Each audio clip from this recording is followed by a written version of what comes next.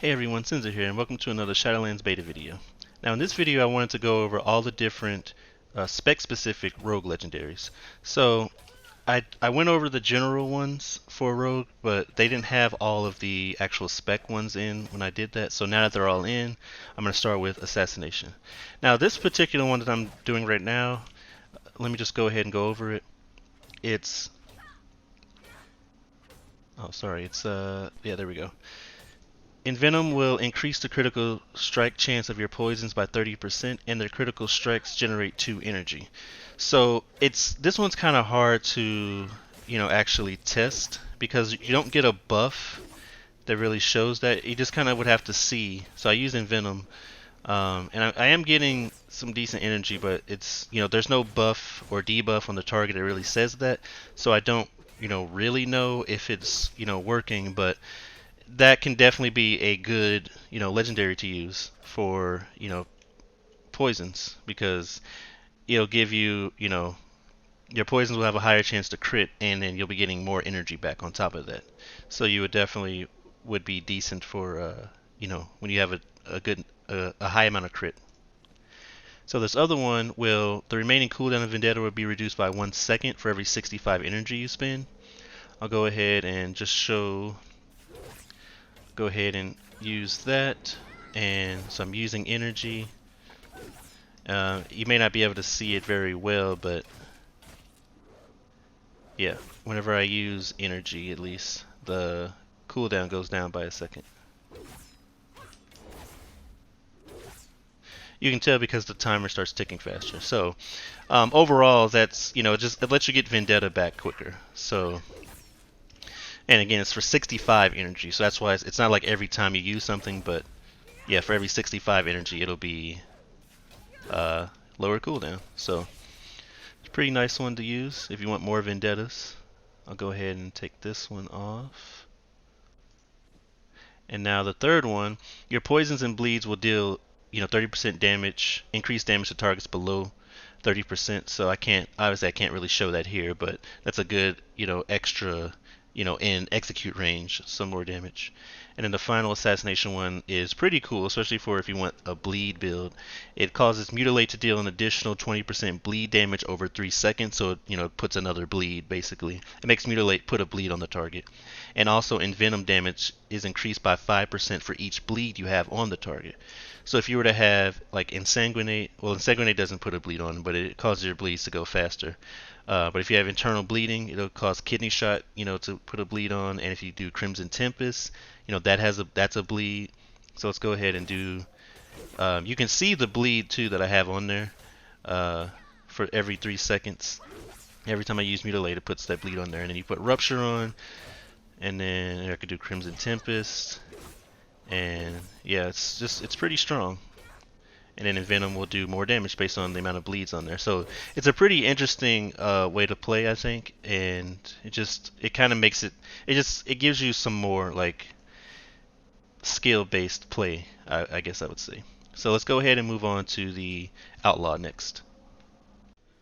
Okay, so for Outlaw, this first legendary causes Saber Slash, when Saber Slash strikes an additional time, then there's a 33% chance that your next pistol shot will fire 3 additional times. So let's go ahead and do this. This one is definitely very RNG, so I hit the additional time right there, and it was only, the 3 times. So go ahead and try again. Still, only 3 times. I mean 1 time. But there we go. See, it's really cool when it happens, but it's very RNG. But it's just like, hearing that just 3 shots come off is just really cool. A good one to use for this, good talent obviously would be, I'm using Quick Draw right now, but Weapon Master would be good because you have an additional chance, it's additional chance for Sinister Strike to hit additional time.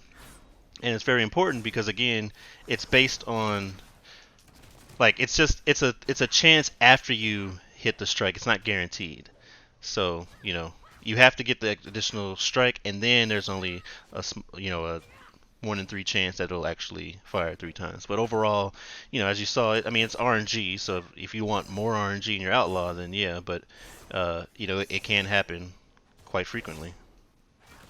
But Yeah, I think it's a really cool one just because it's cool to have that. I don't know if I would want that much RNG, but it's really nice when it does activate. So the next one is a pretty standard one. I don't know if this one actually works. I'll go ahead and show you, but it's between the eyes has a 20% chance per combo point to increase the damage of your next pistol shot by 200%. So that means if let's go ahead and get my combo points. So I use between the eyes. That's a 100% chance based on the legendary wording to have my next pistol shot be 200% damage. So I use this, and oh, okay. So now I have that. So sorry, when I did this, when I first tested this, it didn't have that. So it works now. You'll see this buff that says the next pistol shot is 200% increased damage. So yeah, that's good. I was under the impression that it still didn't work, but they must have fixed it with the latest build. So yeah, you'll get that buff. It's based on I think a Legion legendary. It even had the same name on there, green skin something. So yeah, that's definitely going to be nice, especially with quick draw, having the extra damage. That'll make your pistol shots hit really hard, and yeah, just an overall strong legendary, especially for a single target. Now this one's decent, but we'll see what happens. Basically, you have a chance while Slice and Dice is active to gain Adrenaline Rush for 3 seconds. Assuming it still works the way it did before, the issue is, it's only a chance while Slice and Dice is active, and it would put Adrenaline Rush on cooldown. Normally, Adrenaline Rush will last for 20 seconds and has a 3-minute cooldown. So getting it randomly, and then it also taking your, actual Adrenaline Rush off cooldown isn't really great. So I'll just go ahead and keep, it's just as long as Slice and Dive is active, it'll randomly activate. So I'll just keep fighting. See whenever it activates, and as you can see, it's more RNG. They really like RNG for Outlaw. I think they go a little too far into that whole roll the bones thing. So good. They did fix that as well. It's really nice to see these changes that they made. So this is actually a pretty good legendary now. So what'll happen is it's really random because it only activated like one time. But as long as Slice and Dice is active, you have a chance to gain Adrenaline Rush. And when you do get that Adrenaline Rush for 3 seconds, it will not put the actual Adrenaline Rush on cooldown. I made a note of that. So I'm assuming it was just a bug, or other people have made note of that too, because yeah, it actually using your adrenaline rush was really bad. Now it went from pretty much like a bad legendary to pretty good because you're able to just randomly get that adrenaline rush. I don't know if that would be better than the other ones, but it is nice to be able to basically get free adrenaline rushes every now and then. As you can see, I was still getting it. But yeah, that one and the Saber Strike one is very RNG. If you want consistent between the eyes, is consistent every time. And this one is fairly consistent too. This one's actually pretty cool. So you take advantage of the national ebb and flow, yada yada. Causes your Sinister Strike to gradually increase your damage. Basically, what it does is just throughout the fight, you will your Sinister Strike will increase your damage by up to 30%. It cycles. It's basically there's 3 stages. It'll be 10%, then it'll be 20%. Go ahead and get it going now, and you'll see a buff. So let me go ahead and just roll the bones. And so now I have this buff, Shadow Insight, and it's just damage increased by 10%. And every time you attack with Sinister Strike, it'll refresh the buff. But then after a while, you see it goes up to Moderate Insight, so now it's 20% instead of the 10. And then, I'll keep refreshing until it gets to the last one of 30%. That's when, there we go. Now you'll get this aura around you, and it's 30%. And even if you refresh, even if you use Shadow Strike, or Sinister Strike, it's not going to refresh. So once you get to 30%, you have that whole time to do 30% more damage. And then it'll go away, and you'll just have to wait for it to start stacking up again. So it's not necessarily RNG, but you don't really have control over. It's going to just keep cycling. But if you just want consistent damage and you don't necessarily want to change your rotation or anything, this is going to be fairly good, and a fairly good general one to use for Outlaw, I think, just because it's just damage. It's all around damage. It doesn't affect a certain skill. You don't have to do any specific things other than Sinister Strike, which you're going to be using anyway. And you're just going to be getting a 10 to 30% damage buff consistently throughout the fight. So testing would have to be done to see, how good that is overall. But I think if you want consistent ones, that one for sure. the between the eyes one because you can always get those guaranteed 200% or 250% pistol shots. The other ones can be really nice, but they're completely RNG, so you'd have to decide which one you want. And now we're going to finish off with Subtlety. All right, so Subtlety has some pretty nice ones. Subtlety's actually doing pretty good right now. Well, at least the last raid test I did. So whether it just be the legendaries or whatever, Subtlety's actually, viable right now. So this first one is one. I think it was an artifact effect or artifact trait from Legion, and it's after you Shadow Strike or Cheap Shot, then your target will suffer another Shadow Strike. Um, 2 seconds afterwards for 100% effectiveness. So whenever you do that, let's go ahead and go in stealth, and I will use Shadow Strike, and then you'll see that 2 seconds later, yeah, another one just happened. You can't see the combat log, but it does that in the combat log as well. And I don't know if there's a cooldown from it or not, so I'm gonna go ahead and use Shadow Dance, and now I have Shadow Strike, Shadow Strike. Yeah, so there's no cooldown. It'll just keep using Shadow Strike. So that's a really strong legendary for Shadow Dance, especially. So I think there is a talent that you can pick as well that gives you more Shadow Dance. So yeah, enveloping shadow. So that can be potentially strong because you're literally getting double the Shadow Strike, which is such a strong ability. So for single target, at least, that's definitely a really strong one for subtlety. Now this next one is fairly good. But so basically, for 2 seconds after you activate Symbols of Death, your Shadow Strike and Backstab will generate 4 additional combo points. Now the issue here, I'm going to go ahead and show.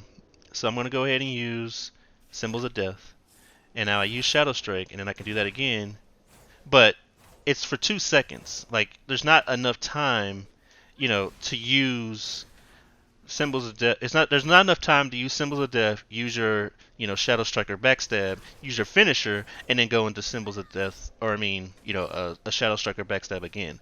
So even though it's for 2 seconds, it's pretty much what it should. I think what it should say is, I mean, it is 2 seconds, but you're only gonna be able to get one anyway. So I think they should just change it to your next Shadow Strike or Backstab will generate 4 additional combo points, or make it so that your next two, or increase the time, because as it stands right now, you're not going to be able to get another one in unless there is one way you can do that. Like I am right now, I can use Symbols of Death, right?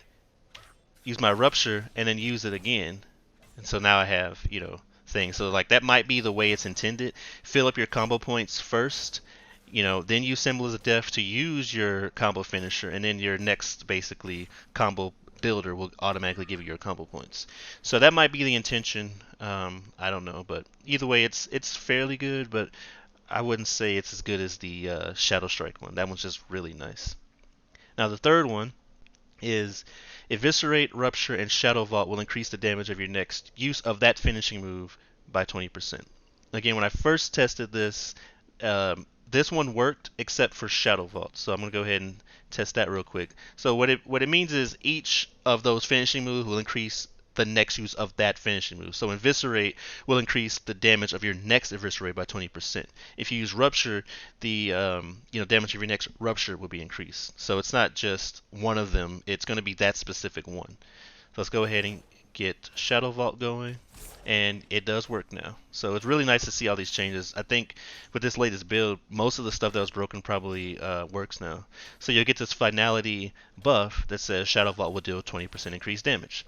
So that's good because this is a AOE finisher basically. So if you need to do some AOE, then you got that. So go ahead and do this. I'm gonna build them up, but Eviscerate, get the buff. My next Eviscerate will do 20% more damage. Apparently I used it because let's see here. Huh. That's so okay. There's still a bug because Eviscerate damage went away when I used Backstab. So I didn't notice that bug before.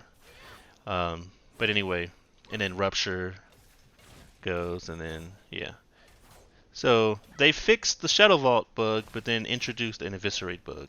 Either way, Eviscerate, Rupture, Shadow Vault, damage will be increased once you use it. for your next one. And this other one's kind of cool because it makes Vanish even more of basically a DPS cooldown. So Vanish will grant 5 combo points and increase your damage dealt by 15% for 10 seconds. So if you can use this correctly, that's a pretty strong legendary basically, because it lets you use Vanish as another cooldown. So I'm gonna go ahead and because it also gives you your combo points, so I can go ahead and build up my combo points. I don't have slice and dice. There we go. So I can build up my combo points. For instance, go into like Rupture, Vanish into Shadow Strike. Um, I guess I should have actually, yeah, I should have vanished into a finisher, but you know how it goes. You you get this buff. The buff is gone now because it only lasts for 15 seconds. But it's yeah. As long as you have the legendary on, you vanish, you get 5 combo points, and all damage is increased by 15% for 10 seconds. I think I said 15 seconds, but it's 10 seconds. So fairly strong. Basically, just another DPS cooldown for subtlety. Personally, I just think that at least in single target, the Shadow Strike one is the best one because there's no cooldown on it. So that makes it so that when you use Shadow Strike, when you use Cheap Shot, you can vanish for that, and you can use Shadow Dance. You mix that with the enveloping shadows, and I haven't looked at the conduits yet, but I'm sure there's gonna be conduits that have something to do with these abilities as well. There's a reason why subtlety does a lot of damage. That's a really strong single target legendary. Like in my mind right now at least, that's 100% the one I would pick if you're going for just pure single target damage. And if you're going for AoE damage, then I would probably go with well, really any of these. I honestly still think that the Symbols of Death one is a little weaker, um, but over the course of the match of a fight, then it could be strong because you're gonna get that every time. But still, I think that Vanish or the um, Eviscerate, Rupture, Shadow Vault one would be what you want to do for AOE. But yep, that's all for the video. Those are all the spec-specific legendaries for the Rogue. And that actually concludes, I think, all of the legendary videos that I needed to do for beta. If you liked the video, please give a like, subscribe for future videos. I do content for multiple games, and I'll be doing, a lot of content for Shadowlands. As always, thanks for watching.